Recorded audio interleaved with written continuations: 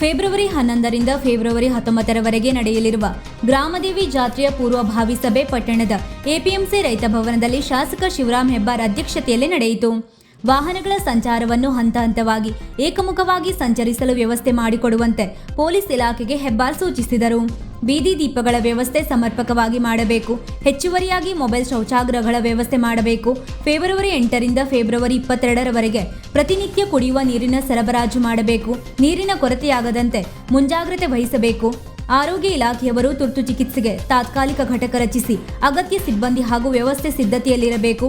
Hotel ಮತ್ತು ಆಹಾರ ಮಳಿಗೆಗಳಲ್ಲಿ ಆಹಾರದ ಗುಣಮಟ್ಟದ ಬಗ್ಗೆ ಸಂಬಂಧಿಸಿದ ಅಧಿಕಾರಿಗಳು ಗಮನ ಹರಿಸಬೇಕು ಎಂದು ಆರೋಗ್ಯ ಇಲಾಖೆಗೆ ಶಾಸಕರು ಸೂಚಿಸಿದರು.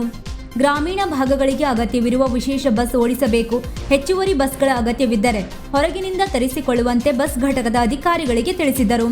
ಅಮ್ಯೂಸ್ಮೆಂಟ್ ಪಾರ್ಕ್, ಮನರಂಜನೆ ವಿಚಾರದಲ್ಲಿ ಜನರಿಗೆ ತೊಂದರೆಯಾಗದಂತೆ ಪಟ್ಟಣ ಪಂಚಾಯತ್ ಕ್ರಮ ಕೈಗೊಳ್ಳಬೇಕೆಂದು ಅಧಿಕಾರಿಗಳಿಗೆ ಸೂಚನೆ ನೀಡಿದರು. ಜನವರಿ 3ರಂದು ಮುಂದಿನ ಹಂತದ ಸಿದ್ಧತೆ ಬಗ್ಗೆ ಪಟ್ಟಣ ಪಂಚಾಯತ್ನಲ್ಲಿ ಸಭೆ ನಡೆಸಲಾಗುವುದು ಎಂದರು. ಸಿಪಿಆರ್ ರಮೇಶ್ ಹಾನಾಪುರ್ ಮಾತನಾಡಿ, ಜಾತ್ರೆಯಲ್ಲಿ ಸಂಚಾರ ಮತ್ತು ಪಾರ್ಕಿಂಗ್ ವ್ಯವಸ್ಥೆಗೆ ಯೋಜನೆ ರೂಪಿಸಲಾಗಿದೆ. ಸಂಜೆಯ ನಂತರ ರಾತ್ರಿಯವರೆಗೂ ರಾಷ್ಟ್ರೀಯ ಹೆದ್ದಾರಿಯಲ್ಲಿ ದೊಡ್ಡ ವಾಹನಗಳ ಸಂಚಾರ ಸ್ಥಗಿತಗೊಳಿಸಲಾಗುವುದು. ಆ ವಾಹನಗಳನ್ನು ಇಡಗುಂದಿ, ಗುಳ್ಳಾಪುರ ಹಾಗೂ ಹಿಟ್ಟಿನಬೈಲ್ಗಳಲ್ಲಿ ನಿಲುಗಡೆ ಮಾಡಲಾಗುವುದು. ಸಣ್ಣ ವಾಹನಗಳಿಗೆ ತಟಗಾರ್ ಕ್ರಾಸ್ನಿಂದ ನಿಸರ್ಗ ಮನೆ ಮೂಲಕ ಬಿಸ್ಕೋಡ್ ಕ್ರಾಸ್ಗೆ ತಲುಪುವ ಒಳಮಾರ್ಗದಲ್ಲಿ ಸಂಚರಿಸಲು ಪರ್ಯಾಯ ವ್ಯವಸ್ಥೆ ಕಲ್ಪಿಸಲಾಗುವುದು. ಜಾತ್ರೆಗೆ ಬರುವ ವಾಹನಗಳಿಗೆ ಪಟ್ಟಣದ ಮದರ್ ತೆರೇಸಾ ಬಳಿಯ ಮೈದಾನ, ಐಬಿ ರಸ್ತೆ ಪಕ್ಕ, ಹಳೆ ತಹಸೀಲ್ದಾರ್ ಕಚೇರಿ ಹಿಂಭಾಗ, ಉರ್ದು ಶಾಲೆ ಮೈದಾನ, ಎಪಿಎಂಸಿ ಆವಾರ, ಅರಣ್ಯ ಇಲಾಖೆ ಸಸ್ಯೋದ್ಯಾನ ಮುಂತಾದೆಡೆ ಪಾರ್ಕಿಂಗ್ ವ್ಯವಸ್ಥೆ ಕಲ್ಪಿಸಲಾಗುವುದು ಎಂದರು.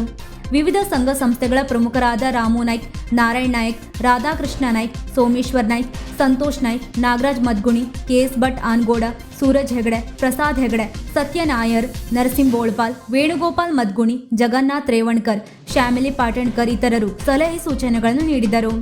ಈ ವೇಳೆ ಗ್ರಾಮದೇವಿ ದೇವಸ್ಥಾನದ ಅಧ್ಯಕ್ಷ ರಾಜೇಂದ್ರ ಪ್ರಸಾದ್ ಭಟ್, ಡಿವೈಎಸ್ಪಿ ಗೀತಾ ಪಾಟೀಲ್, ತಹಸೀಲ್ದಾರ್ ಚಂದ್ರಶೇಖರ್ ಹೊಸ್ಮನಿ, ಸಂಕಲ್ಪ ಸಂಸ್ಥೆ ಅಧ್ಯಕ್ಷ ಪ್ರಮೋದ್ ಹೆಗಡೆ, ವಿಶ್ವದರ್ಶನ ಶಿಕ್ಷಣ ಸಮೂಹದ ಅಧ್ಯಕ್ಷ ಹರಿಪ್ರಕಾಶ್ ಕೋಣೆಮನೆ, ಜಿಲ್ಲಾ ಪಂಚಾಯತ್ ಮಾಜಿ ಸದಸ್ಯ ವಿಜಯ್ ಮಿರಾಶಿ, ಬ್ಲಾಕ್ ಕಾಂಗ್ರೆಸ್ ಅಧ್ಯಕ್ಷ ವಿಎಸ್ ಭಟ್ ಇತರರು ಉಪಸ್ಥಿತರಿದ್ದರು.